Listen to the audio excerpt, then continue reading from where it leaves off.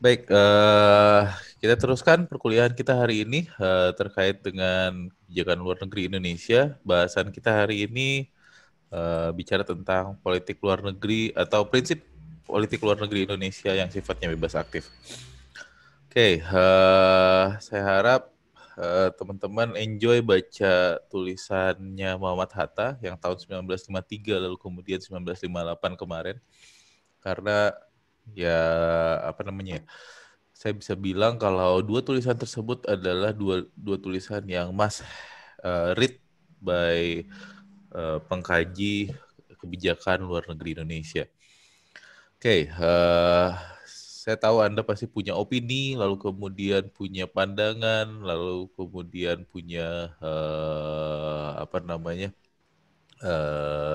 mungkin kritik terkait dengan apa yang disampaikan oleh Muhammad Hatta dalam tulisannya tersebut, atau ketika direfleksikan dengan pada saat ini. Oke, apa yang dimaksud dengan prinsip bebas aktif? Kalau Anda baca lagi apa yang dibilang oleh Hatta, ya terjemahannya adalah independent and active. Jadi bukan free and active seperti yang banyak ditulis oleh scholars-scholars yang ada di luar sana. Karena scholars di luar sana ada juga yang menulis sebagai free and active. Independent and active bisa dimaknai bahwa independen di sini kita tidak ingin berada di bawah kontrol negara lain.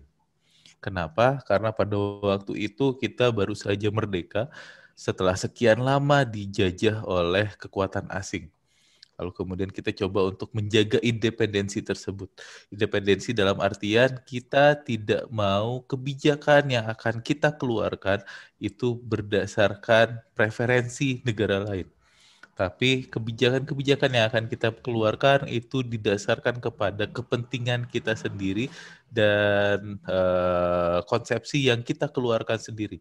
Jadi jangan sampai kemudian kita kebijakan yang kita keluarkan kemudian kebijakan yang didikte oleh negara-negara lain. Jadi independen di sini bukan berarti kemudian kita tidak boleh punya aliansi dengan negara lain, bukan. Tapi lebih kepada kita beraliansi dengan negara lain itu efeknya adalah akan membuat independensi kita hilang. Kenapa? Karena kalau misalnya kita beraliansi dengan negara besar dan kita tahu kita adalah negara kecil, kita pasti akan mengikuti agenda dari negara besar tersebut. Sehingga kebijakan-kebijakan yang akan kita keluarkan akan menginduk kepada kekuatan yang lebih besar tadi. Itu yang kemudian dihindari oleh Indonesia sehingga Indonesia tidak mau beraliansi dengan negara manapun. Termasuk kemudian tidak mau menjadikan wilayah Indonesia menjadi basis militer bagi negara lain. Kenapa? Karena akan menurunkan level independensi dari Indonesia sendiri. Dan bicara tentang independence yang kemudian kesannya tidak memihak tadi, itu kemudian dijelaskan oleh makna aktif, di mana biasanya ketika tidak memihak, orang selalu melihat sebagai posisi netral. Sedangkan Indonesia nggak mau ada di posisi netral. Indonesia tidak mau menjadi objek dalam percaturan politik global, tapi kita pengen menjadi subjek yang kemudian bisa memanfaatkan potensi atau opportunity yang ada, lalu kemudian memperjuangkan kepentingan kita sendiri juga, termasuk kemudian membuka sebanyak-banyaknya opsi kebijakan yang kita punya. Karena tadi kalau misalnya lagi-lagi kita ada di aliansi sebuah negara, kita pasti opsi kebijakannya kemudian lebih sedikit dibandingkan dengan kita menjadi partikel yang sifatnya bebas. Dan kita akan tetap aktif dalam artian apa? Dalam artian perdamaian dunia, semangat-semangat yang kemudian kita memang perjuangkan sejak dulu masa perjuangan. Khususnya terkait dengan kolonialisme dan sebagainya. Sehingga tadi, bukan kita nggak mau berteman. Nah, tadi kalau misalnya dengan Vincentius tadi, mengatakan kita tetap punya satu musuh, ya, bukan berarti kemudian kita tidak mau berteman dengan Israel, bukan permasalahan bahwa Israel adalah negara Yahudi, tapi semangatnya adalah semangat anti kolonialisme, di mana Israel masih dicitrakan sebagai negara yang melakukan kolonialisasi di wilayah sana, di mana Palestina kemudian sampai sekarang masih belum mendapatkan kemerdekaannya. Dan itu yang diperjuangkan oleh Indonesia, kemerdekaan dari segala bangsa sebagai amanat dari Undang-Undang Dasar 1945. Itu. Jadi saling berkaitan antara bebas dan kemudian aktifnya Indonesia dalam sistem politik global. Kenapa Indonesia mengadopsi prinsip tersebut? Ya, teman-teman tadi sudah menjelaskan dengan cukup baik dan itu dijelaskan juga oleh Muhammad Hatta di dalam tulisan-tulisannya. Indonesia baru jadi negara yang merdeka. Lalu kemudian kita butuh banyak bantuan dari negara lain. Ekonomi kita waktu itu rendah atau lemah. Lalu kemudian utang kita banyak, pengangguran sangat banyak dan sebagainya. Kita butuh resources apapun yang bisa diberikan oleh negara-negara lain sehingga kita akan kerjasama dengan semua negara yang ada di dunia. Itu satu. Lalu kemudian yang kedua, konteks global pada waktu itu ada pertarungan besar antara dua kekuatan besar yaitu Soviet dengan Amerika Serikat atau blok barat dengan blok timur. Dan Indonesia nggak mau kemudian terjebak dalam pertarungan mereka. Tapi kita pengen punya posisi sendiri dalam pertarungan tersebut. Bukan berarti membuat blok baru, tapi lebih kepada kita bisa melakukan sesuatu terkait dengan hal tersebut. Termasuk mungkin mencoba untuk mendamaikan dan sebagainya. Itu yang jadi semangat dari non-aligned movement lalu kemudian konferensi Asia Afrika yang menjadi dasar buat Indonesia juga atau itu jadi tempat buat Indonesia memperjuangkan visinya pada waktu itu. Lalu apakah bebas aktif masih relevan pada saat ini? Nanti ini kemudian akan kita coba diskusikan setelah slide-slide berikutnya. Sampai di sini ada pertanyaan? Belum, Mas. Oke, belum. Kita lanjut. Ada pertanyaan-pertanyaan berikutnya juga sebenarnya terkait dengan bebas aktif ini. Apakah Indonesia memang mengimplementasikan prinsip tersebut? Atau itu cuman jargon saja, lalu kemudian ya kita pernah punya bebas aktif, lalu kemudian ya sekarang kan zamannya sudah berbeda dan sebagainya. Atau memang kita memang memegang teguh prinsip tersebut. Lalu kemudian apa yang spesial dengan bebas aktif? Apakah ini sesuatu yang spesial, sesuatu yang mencirikan Indonesia banget, atau sebenarnya nggak ada yang spesial dengan bebas aktif? Ini kemudian akan kita coba jawab di slide-slide berikutnya. Oke, saya berangkat dari pemahaman teoritis terlebih dahulu terkait dengan perilaku negara, patterns-nya seperti apa, yang kemudian menjadi anomali kalau dikaitkan dengan Indonesia. Biasanya ketika ada pergolakan di dunia internasional yang kemudian mengancam juga bagi keberadaan negara tersebut, sebuah negara akan mencoba untuk ngambil posisi seenggaknya 3 ini. Yang pertama, kalau misalnya ancaman tadi tidak terlalu besar dan dia punya kekuatan yang cukup besar, yang akan dilakukan adalah balancing. Mencoba untuk menyeimbangkan kekuatan yang dia punya dengan kekuatan yang mengancam tersebut. Atau seenggaknya kalau bisa melebihi juga kekuatan tersebut. Sehingga mengovercome masalah atau ancaman tersebut. Jadi kalau misalnya ada ancaman bagi Indonesia, udah kita tingkatin kekuatan sehingga kemudian kekuatan kita bikin gentar pihak tersebut sehingga dia tidak akan melakukan ancaman lagi kepada kita. Posisi yang kemudian agak sulit untuk dilakukan Indonesia pada saat itu, even mungkin pada saat ini. Karena kita levelnya kalau saat ini masih middle power, kalau dulu benar-benar negara yang baru merdeka, mau balancing seperti apa? Ekonomi kita nggak punya, militer kita alutsistanya hasil rampasan saja, nggak punya industri juga dan sebagainya. Nggak mungkin kemudian kita bisa membalance kekuatan-kekuatan yang ada. Apalagi kalau kekuatan yang mengancam pada waktu itu adalah Soviet dan Amerika Serikat yang cukup besar. Balancing nggak bisa dilakukan kalau yang kemudian pilihan berikutnya adalah bandwagoning. Mencoba untuk membangun aliansi dengan powers yang ada, yang lain. Mungkin juga kalau misalnya ancamannya X, oke, kita berhubungan dengan X jadi aliansi dari X tersebut sehingga X nggak akan menjadi ancaman kita. Atau cari lawan dari X yang kemudian punya posisi yang sama dengan kita sehingga X dicitrakan sebagai common enemy. Intinya adalah nempel dengan kekuatan yang lain, di mana kekuatan yang lain bisa saja memberikan security umbrella terhadap kita.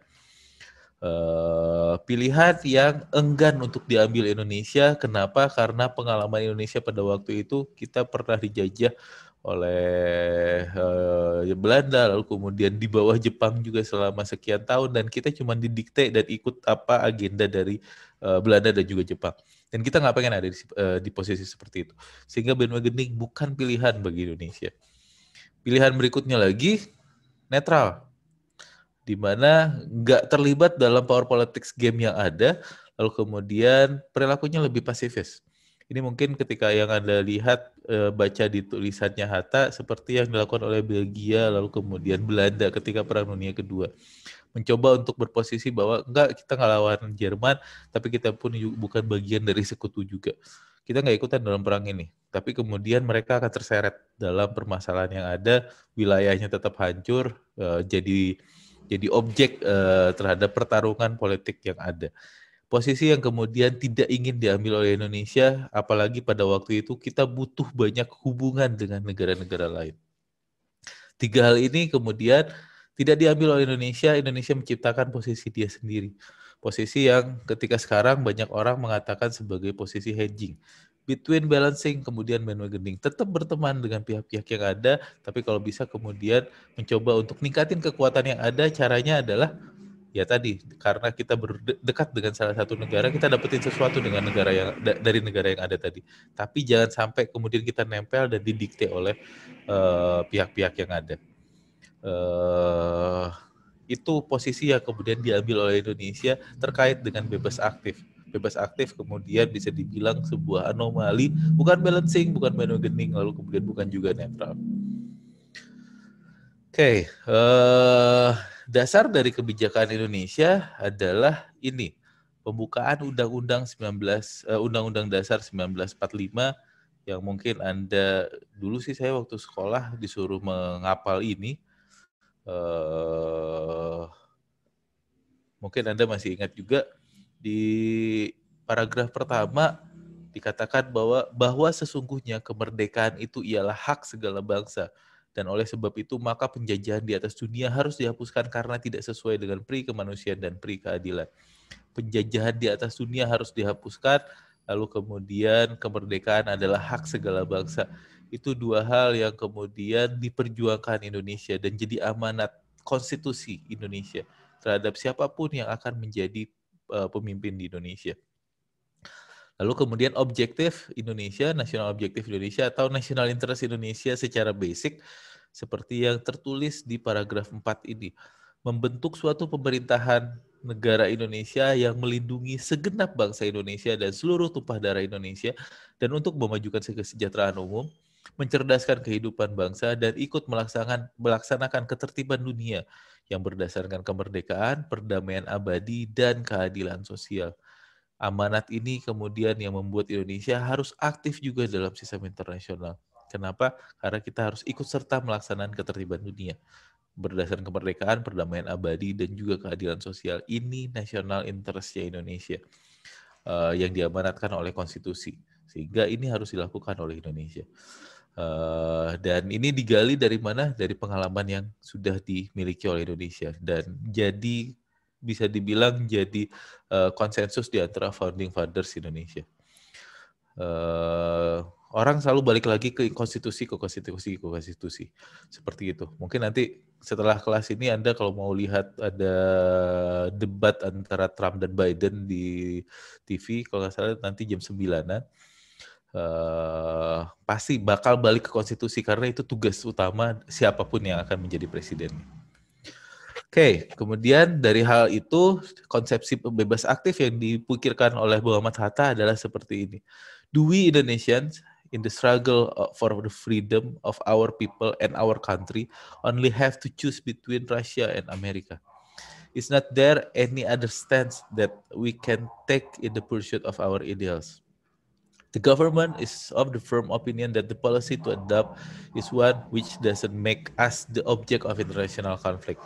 On the contrary, we must remain the subject who reserve the right to decide our own destiny and fight for our own goal, which is independence for the whole of Indonesia. Ini posisi Indonesia terkait dengan kebijakan luar negerinya Haruskah kita memihak kepada Rusia dengan Amerika? Emang nggak ada posisi yang lain. Dan Indonesia pengennya sebenarnya nggak perlu berada di bawah kaki Rusia ataupun Amerika. Karena resiko dari sebuah aliansi adalah Anda bakal terjebak di dalam aliansi tersebut, di mana Anda harus ikut dengan agenda negara paling kuat di sana. Karena lagi-lagi bicara tentang aliansi, negara besar misalnya akan memberikan security umbrella kepada Anda, akan ngasih bantuan ekonomi kepada Anda. Tapi kan itu bukan sesuatu yang sifatnya free lunch. Anda pasti akan harus mengorbankan sesuatu. Salah satu contohnya adalah ikut agenda-agenda dari negara besar tersebut. Ya contoh misalnya kayak saya ada teman orang Finland, lalu kemudian sempat ditempatkan juga di Irak. Lalu kemudian ya beberapa bulan yang lalu sempat ke Indonesia, terus kemudian kita ngobrol. Ketika saya ngobrol, sebenarnya negaramu apa sih kepentingannya di Irak? Jawaban dia, nggak ada. Kita nggak punya kepentingan apa-apa. Kepentingan kita adalah menjaga hubungan dengan Amerika Serikat karena US said so. Sehingga kemudian kita harus ngurim pasukan ke sana. Walaupun kita nggak ada masalah dengan Irak sama sekali. Itu yang kemudian entrapment yang akan terjadi di dalam sebuah aliansi. Indonesia nggak mau melakukan hal seperti itu. Indonesia nggak mau kemudian US bilang, yuk kita perang lawan Korea Utara, atau Indonesia harus bikin freedom of navigation operations di kawasan Laut Cina Selatan misalnya, dan sebagainya. Hal tersebut yang kemudian dihindari oleh Indonesia. Oke, ini lanjutan dari apa yang dikatakan oleh Mbak Matata dalam kesempatan yang lain. Kalau nggak salah ini saya ngambil dari tulisan yang kemarin Anda baca. The policy of the Republic Indonesia is not one of neutrality, because it is not constructed in reference to belligerent states, but for the purpose of strengthening and upholding peace. Indonesia plays no favorites between the two opposed blocs and follow its own path through various international problems. Further characterize it by describing it as independent and active. By active is meant the effort to work energetically for the preservation of peace and relaxation of tension generated by the two blocs through endeavor supported if possible by the majority of the members of United Nations. Jadi citra yang kemudian dikeluarkan Indonesia adalah kita bukan netral, kita ingin jadi subjek juga dalam sistem internasional. Lalu kemudian apa yang harus jadi pegangan kita, ini yang biasanya dilakukan oleh middle power. Jadi visi Indonesia sudah menjadi visi middle power pada waktu itu. Rule of law, lalu kemudian international organization, UN, aturan-aturan hukum internasional, termasuk kemudian ya multilateralisme, itu yang kemudian dikedepankan oleh Indonesia. Jangan kemudian sifatnya adalah unilateral. Itu konsepsi yang kemudian dikembangkan. Lalu mirip dengan apa yang tadi dijelaskan oleh Hatta juga dalam kesempatan dia yang lain. Pidato dia yang berjudul Mendayung di Antara Dua Karang. Is there no other option that can be taken in the pursuit of our national ideals? Mirip seperti yang tadi. The Indonesian government is of the opinion that the position to be taken is that Indonesia should not be passive in the era of international politics, but that it should be an active agent entitled to decide its own standpoint. The policy of Republic Indonesia must be resolved in the light of its own interests and must be in consonance with the situations and facts it has to face. The lines of the Indonesian policy cannot be determined by the bent of some other country which has its own interest to service. Lagi-lagi ya kita punya posisi sendiri, kita pengen kepentingan kita sendiri. Pergulatan internasional bisa dibilang itu menciptakan opportunities dan juga threat saja. Kita berdinamika terhadap hal tersebut. Itu visinya Muhammad Hatta terkait dengan kebijakan luar negeri Indonesia yang sifatnya bebas aktif. Sampai di sini ada pertanyaankah?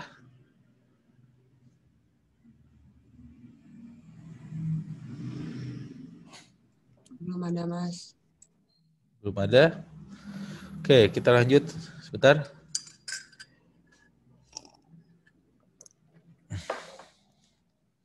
Lalu kemudian Ini pendapat tokoh-tokoh di Indonesia yang kemudian sejalan atau mengiyakan bebas aktif. Satu, Soekarno. 1 November 1945 dia bilang ini, orientation of Indonesia's foreign policy as peaceful coexistence, non-interference, cooperation with all nations, and compliance with the United Nations Charter. Jadi benar-benar megang aturan internasional, lalu kemudian di aturan internasional tadi dihormati yang namanya kedaulatan, dan kita harus menghormati hal tersebut. Jangan sampai kemudian ada intervensi dari pihak lain. Dan buat negara seperti Indonesia yang baru merdeka pada waktu itu, intervensi adalah sesuatu yang mungkin kita agak alergi dengan hal tersebut. Kenapa alergi? Dan ini juga konteksnya terkait dengan domestik. Intervensi dari pihak lain sangat dihindari oleh Indonesia. Kenapa? Karena ketika Indonesia baru memperjuangkan kemerdekaannya pada waktu itu, seluruh kelompok di Indonesia bahu-membahu. Kelompok agama, kelompok sosialis, nasionalis, kelompok liberal, semuanya mencoba untuk memerdekakan pada waktu itu. Setelah kita merdeka, lalu kemudian yang terjadi adalah ada pertarungan politik secara domestik antara kelompok-kelompok yang ada. Kaum agama ingin bikin Indonesia jadi negara agama. Sekarang lagi banyak dibahas tentang piagam Jakarta lagi dan sebagainya. Lalu kemudian kaum sosialis yang dari dulu selalu disebut-sebut jadi memperjuangkan kemerdekaan Indonesia dan sebagainya, ingin membuat Indonesia menjadi negara sosialis atau negara komunis juga. Lalu kemudian kelompok liberal juga ingin membuat Indonesia jadi negara liberal, pakai demokrasi dan sebagainya. Lalu kemudian nasionalis pun juga punya pandangan sendiri. Berantem di antara mereka. Bayangkan beranteman di antara mereka, lalu kemudian disokong oleh pihak asing yang lagi berantem juga, memperebutkan Indonesia. Yang terjadi adalah instabilitas di kawasan. Kaum sosialis didukung oleh Soviet misalnya, lalu kemudian kaum liberal didukung oleh US, kelompok yang lain didukung oleh kelompok yang lainnya, beranteman dan mereka punya kekuatan, punya modal, yang akhirnya instabilitas yang ada di kawasan dan bebas di dalam negeri. Dan ini yang kemudian coba diseimbangkan dengan politik bebas aktif. Kalau Anda lihat-lihat lagi politik bebas aktifnya Indonesia, seperti makna yang dikeluarkan oleh Soekarno pada waktu itu, Nasakom coba untuk merangkul semuanya. Lalu kemudian ya sudah, kita bukan nasionalis, bukan komunis, bukan agama, tapi tiga-tiganya kita pakai. Jadi maknanya bisa dibilang seperti itu. Bebas aktif di dalam domestik, di luar pun juga seperti itu. Dan yang coba dimainkan adalah jangan sampai US intervensi. Kalau US intervensi, yuk kita akan dekat ke Soviet. Soviet akan memberikan sesuatu dan mencoba untuk menghalangi intervensi yang dilakukan oleh Amerika Serikat. Sama juga seperti itu. Kalau Soviet melakukan intervensi, ngasih dukungan kepada pihak-pihak yang ada di Indonesia dan sebagainya, kita akan ngadu kepada US. Dan terjadi musuh, ketika kejadian musuh, kemudian kita dekat dengan Amerika Serikat, sehingga jadi channel juga untuk Amerika Serikat waktu itu mendukung Indonesia ketika terkait dengan kasus Papua Barat. Tapi kemudian setelah itu ada permasalahan lagi juga dengan Amerika Serikat ikut intervensi terkait dengan PRRI dan Permesta, kita kemudian ngadu ke Soviet. Dan sebagainya, sehingga Soviet waktu itu ngasih bantuan, ngasih persenjataan bagi pemerintah Indonesia, lalu kemudian kita bisa memberangus Soviet dan sebagainya pada waktu itu. Itu bebas aktif juga konteksnya bukan saja internasional, kemudian konteksnya adalah domestik. Dan ini yang dicoba dimainkan oleh Soekarno. Dan Soekarno itu seakan-akan dia yang dipakai gayanya adalah seperti gaya raja-raja Jawa zaman dulu. Yang pasti kelompok-kelompok yang ada, biarkan ada kelompok-kelompok tersebut, biarkan mereka kemudian berantem satu sama lain, sehingga dia aman. Pemerintahnya kemudian aman. Tapi kalau ada yang kemudian menyimpang, pemerintah yang akan menghukum pihak-pihak yang ada tersebut. Jadi berantemnya bukan antara mereka dengan si pemimpin, tapi biarkan mereka berantem di antara satu sama lain, malah menjilat kepada pemimpinnya. Itu yang kemudian dilakukan oleh Soekarno dan konsepsi dari raja-raja Jawa ketika dulu. Oke, kita lanjut. Ini Sultan Syahrir juga punya pandangan yang bisa dibilang sama.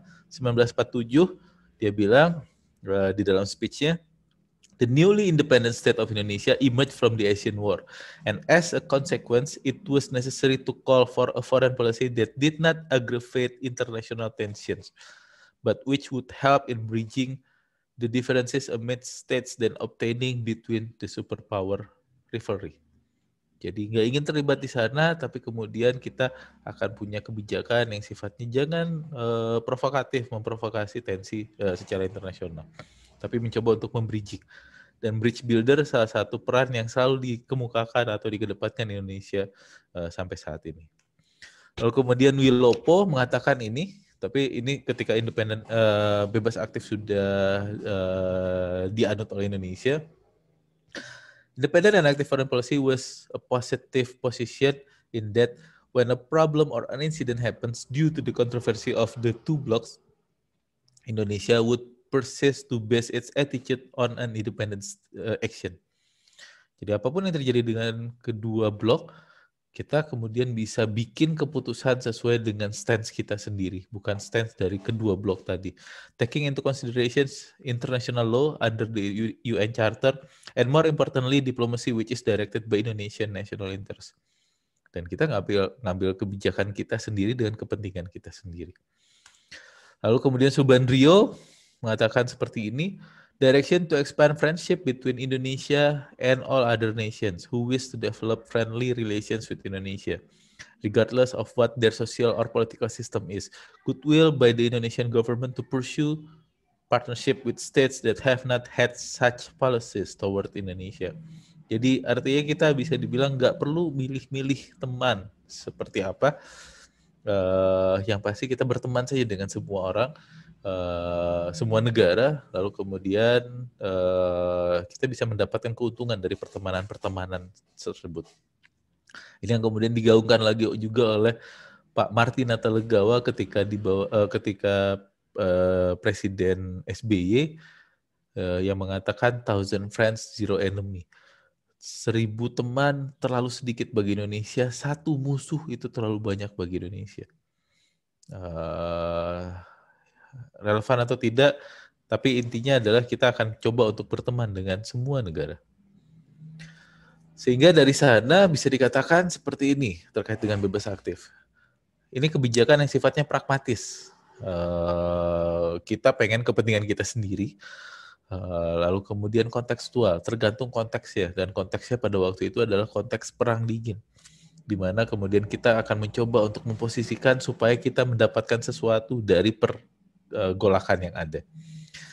Yang kedua, it's reflect national interest. Pragmatisme di sini kemudian mencoba untuk mendapatkan atau memenuhi kepentingan nasional Indonesia yang pada waktu itu bisa dibilang dalam segala bidang kita krisis. Ekonomi krisis, keamanan krisis, secara sosial pun juga seperti itu, politik. Tadi Wilopo, Subandrio, dan sebagainya yang saya sebutkan sebenarnya menunjukkan bahwa dulu ketika Indonesia awal kemerdekaan, pemerintahannya ganti-ganti terus. Dan tidak ada stabilitas di Indonesia. Lalu kemudian yang berikutnya lagi, anti-kolonialism. Semangat yang kemudian menjiwai seluruh kebijakan Indonesia pada waktu itu karena kita baru saja lepas dari penjajahan. Dan dari sana pilihan yang kemudian kita ambil adalah self-help. Kita nggak mau tergantung kepada pihak yang lain, tapi kita bisa bekerja sama dengan pihak lain. Sehingga bandwagoning beraliansi dengan pihak-pihak yang ada bukan pilihan bagi Indonesia. Dengan hal tersebut kita coba untuk gain sebanyak-banyaknya opportunity dalam sistem internasional untuk kepentingan kita sendiri juga. Lalu kemudian salah satu yang kita lakukan pada waktu itu adalah meningkatkan weight kita. Caranya adalah ya tadi bikin kerjasama dengan negara-negara yang punya nasib yang sama. Salah satunya adalah dengan non-aligned movement atau konferensi Asia Afrika untuk tidak berpihak dalam pergolakan yang ada dalam sistem internasional antara Soviet dengan Amerika Serikat pada waktu itu. Sekian bahasan kita terkait prinsip bebas aktif dalam kebijakan luar negeri Indonesia bagian pertama. Kita akan lanjutkan perkuliahan terkait dengan topik ini secara lebih empirik di video bagian yang kedua.